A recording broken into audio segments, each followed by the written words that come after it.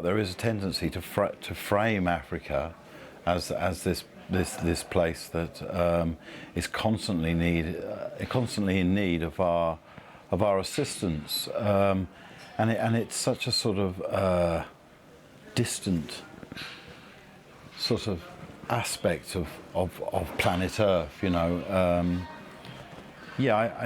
Having been to many countries and got to know a lot of people, it always seems that, you know, we have only one view of it, and you know, with anything, the news, just wherever it is, it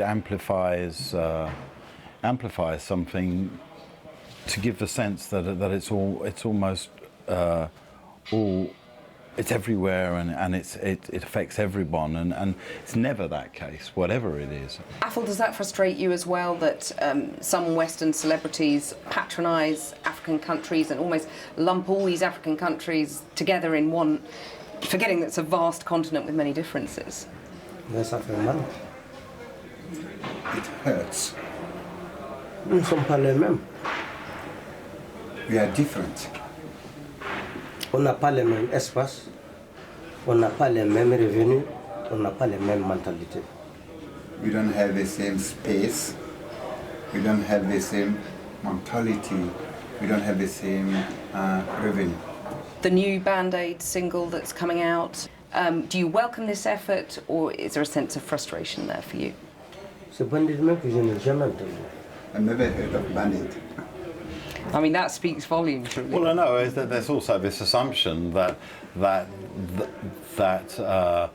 you know, in Africa everyone kind of knows what's going on.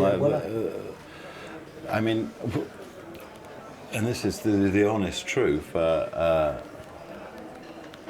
friend of ours, Basaku, I bought Paul McCartney on the stage with him when we did Africa Express. We took the train round Britain. Had no idea who he was playing with, you know. And that you've got to understand that this is the point, is our perspective and our idea of what helps, and you know, our idea of what's wrong and right, are not necessarily shared by other cultures. There are problems with our idea of charity, especially these kind of sort of these things that suddenly balloon out of nothing and then create a media frenzy, where some of that sort of that essential communication is lost, and it starts to feel like it's a process where if you give money you solve a problem.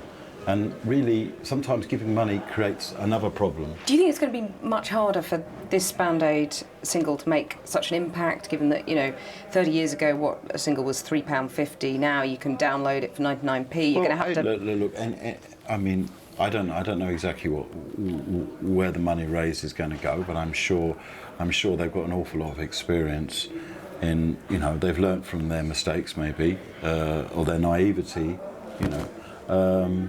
So I'm sure it will be going to the right place.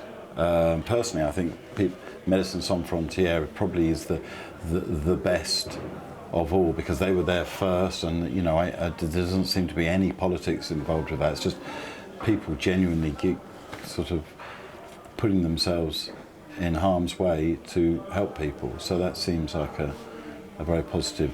What you're doing, Athol, is so much about collaboration and bringing two different cultures together. How does that work for you? Ça m'a donné de l'expérience. Moi-même, je pensais que ce n'était pas possible. Hein. Et quand j'ai rencontré une œuvre de Damon, là, de passage, ça m'a amené du bonheur. Nom de Dieu, c'est vrai. Working with other people is very good. You learn from their experience. For instance, when I listen to some of the music of Damon, it's kind of give me new ideas how to build my music. On the Band-Aid single, I think there's one African-born artist.